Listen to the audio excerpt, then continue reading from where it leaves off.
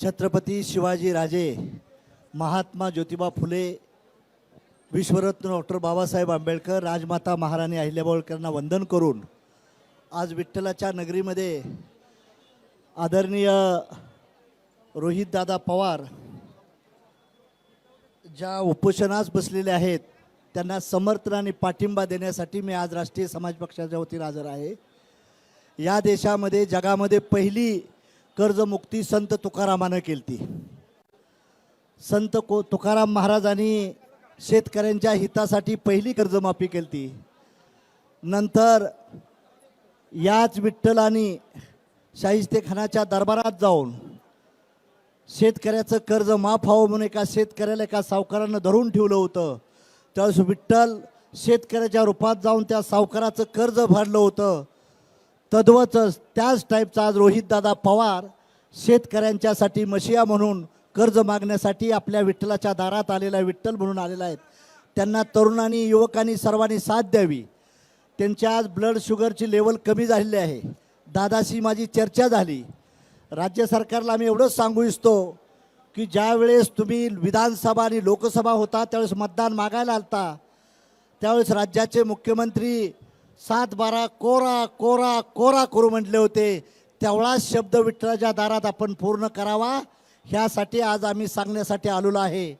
आणि रोहितदादा हा तरुण आणि तरुण आहे।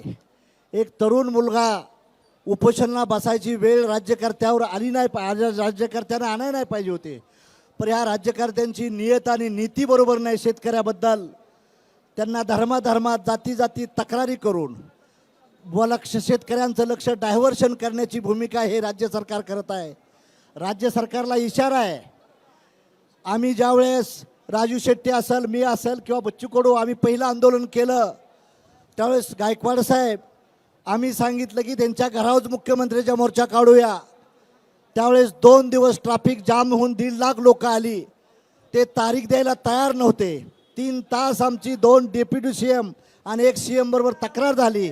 शेवटी 30 जून ही तारीख दिली। पण आज आमचं त्यांना म्हणणं आहे सरसकट अटी वगैरे घातलेल्या आहेत, त्या अटी कॅन्सल करून सरसकट शेतकऱ्यांची कर्जमाफी व्हावी।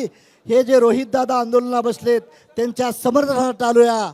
राज्य सरकार आणि केंद्र सरकार या गोष्टीची जर जाण घेत नसतील तर आम्हाला पुढचं प्लॅनिंग रेल्वे ज्या दिल्लीला आणि मुंबईला चालल्या त्या अडवल्या जातील एवढी ताकद आम्ही राज्यभर निर्माण करू हा इशारा सांगण्यासाठी देखील राज्य सरकारला आलेला आहे।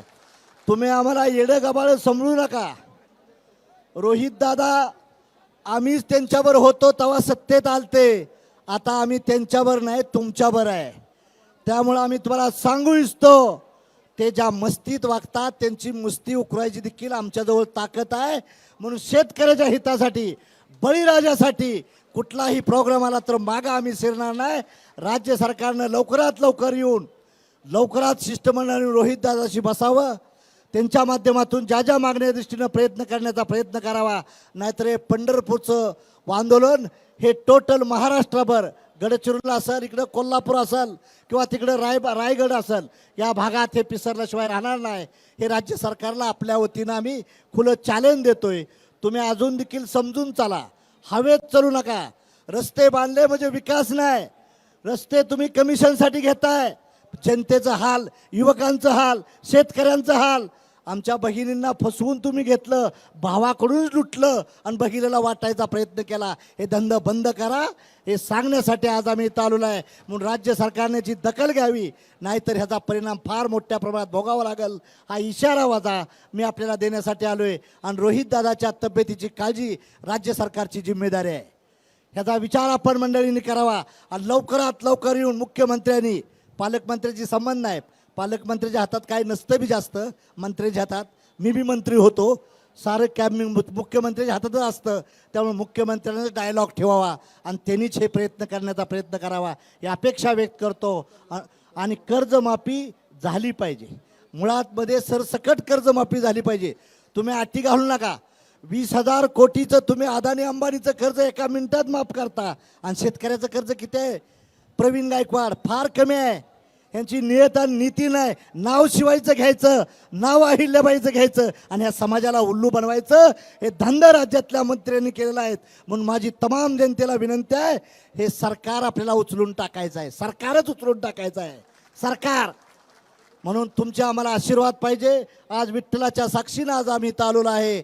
म्हणून आपण राज्य सरकारला इशारा सांगू इच्छितो, तुम्ही आता थोडक्यात आहे तर समजून घ्या, नाहीतर हे लोन फार मोठं पुढं जाणार आहे, हे विसरता कामा नये.